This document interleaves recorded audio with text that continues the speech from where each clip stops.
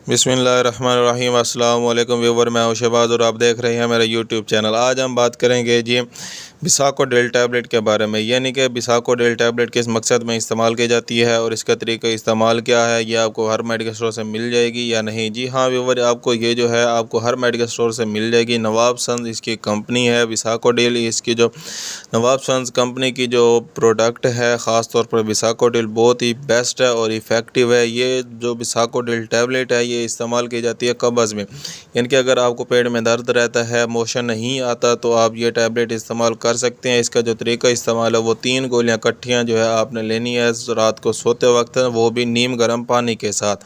जी हाँ व्यूअर, अगर आप नीम गर्म पानी के साथ लेते हैं तो जितनी भी कब्ज़ हो वो जो है टूट जाती है, आपको जो है मोशन आ जाएगा। अगर आपको कोई भी बात समझ नहीं आई तो हमें कमेंट लाजमी करें। मिलते हैं अगली वीडियो में, अब तक के लिए हमें इजाज़त दें। अपना और अपनी सेहत का ख्याल रखें। अल्लाह हाफिज़।